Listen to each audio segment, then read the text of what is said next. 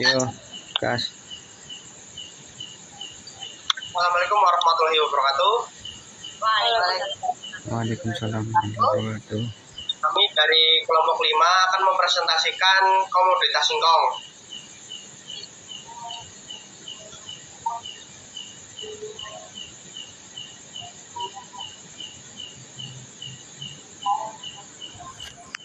Katakan Adinda Posita dengan NIM 06, Imam Agus Setiawan dengan NIM 31, Arini Mafitriani dengan NIM 37. Berhubung hari ini sedang MPKM jadi nggak bisa ikut.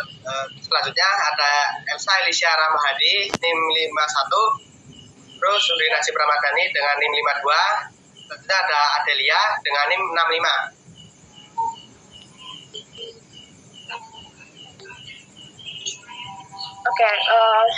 Singkong dengan nama lain Manihot esculenta adalah tanaman umbi-umbian yang sangat penting, terutama untuk di daerah tropis dan subtropis karena umbinya yang kaya akan karbohidrat.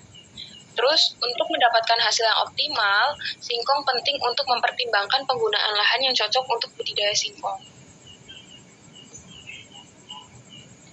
Lalu ada aspek yang perlu diperhatikan saat menanam singkong, yaitu ada iklim, jenis tanah, ketinggian tempat, topografi, pengelolaan tanah, ketersediaan air, dan juga pengendalian gulma dan hama. Penggunaan lahan yang cocok untuk tanaman singkong melibatkan pemilihan tanah yang subur, bertekstur lampung berpasir, memiliki drainase yang baik, dan pH yang netral hingga sedikit asam.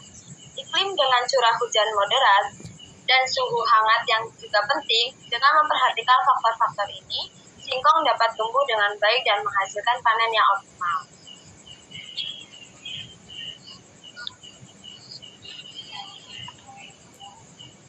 Baik, kemudian ada komponen penting dalam pengelolaan tanaman singkong, yaitu salah satunya ada perencanaan.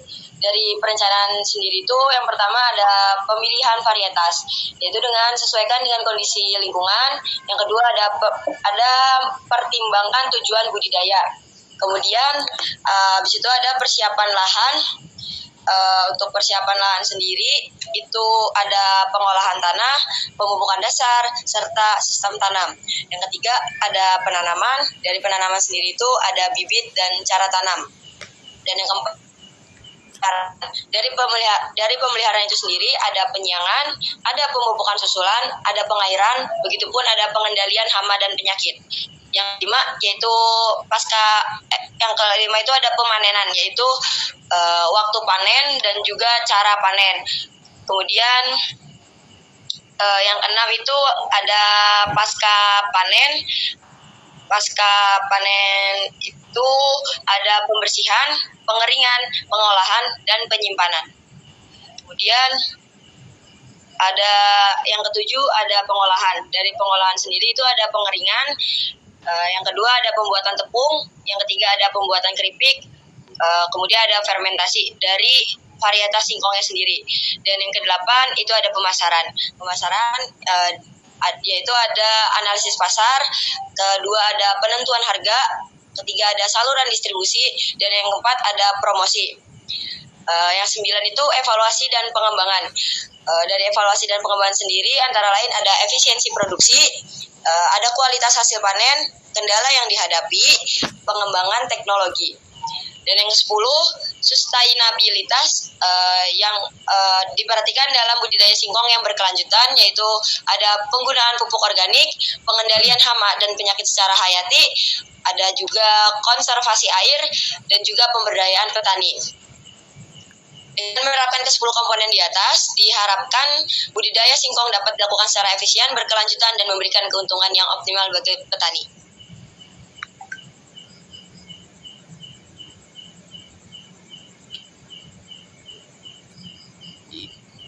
Ya, selanjutnya hasil panen singkong sangat beragam dan dipengaruhi oleh banyak faktor seperti jenis singkong, kondisi tanah, cuaca, perawatan, dan luas lahan. Meskipun ada laporan hasil panen yang sangat tinggi, rata-rata hasil panen biasanya antara 30-60 ton per hektar.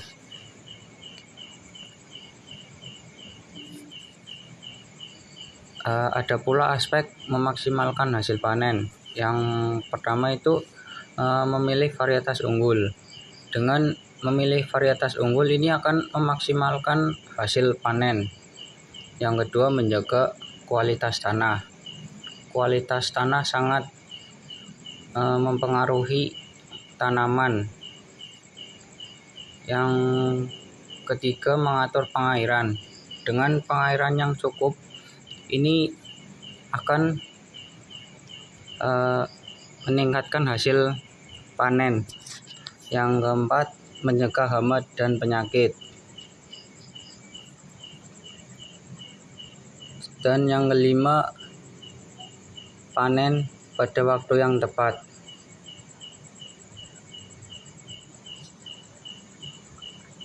Sekian dari kelompok 5 presentasinya. Silahkan kalau ada yang ditanyakan bisa ditambung dulu, nanti bisa dikirimkan ke Eldiro. Sekian dari kelompok 5. Assalamualaikum warahmatullahi wabarakatuh. Waalaikumsalam warahmatullahi wabarakatuh.